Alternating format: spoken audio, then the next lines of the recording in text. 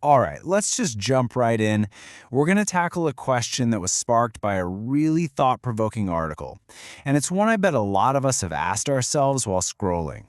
Are these professional networking sites we pour so much time into actually helping our careers? Or are we all just caught up in one giant fad? Oh, yeah, you know the feeling. You get that little buzz in your pocket, that email that says, hey, important people are looking at you. Your latest post is getting tons of views. It gives you that little dopamine hit, right? It feels like you're making progress, like you're actually being seen. But here's the big question, the one that cuts through all the noise. All those views, all those little notifications, do they ever lead to anything real? Anything tangible? That is the question we're really digging into today. So let's start with the promise itself. I mean, why are we even on these platforms? Well, it all boils down to this one core belief: visibility. The idea that if you're just active enough online, if you're just seen enough, that it'll magically translate into real-world opportunities.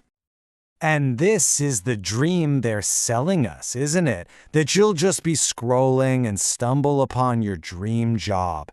That the perfect recruiter will just find you out of the blue.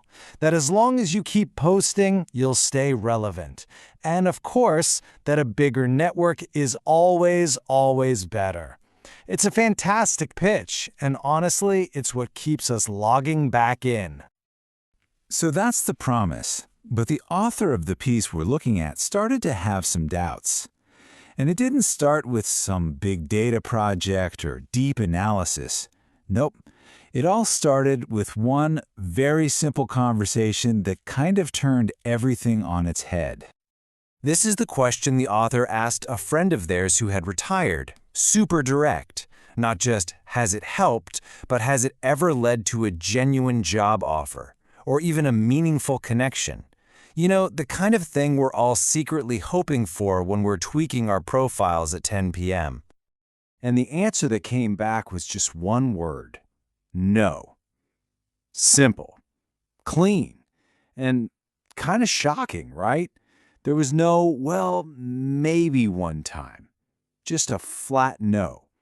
And that one little word is what kicked this whole investigation into high gear. That single no was so powerful, it really got the author thinking. Was this just a one-off experience, or were they onto a much bigger pattern? So they figured, hey, let's broaden the search. Let's ask more people. And that's exactly what they did. They went out and started asking lots of different people the same direct question. It didn't matter if they were deep in their careers or already retired. They were on a mission to see if anyone out there had a different story.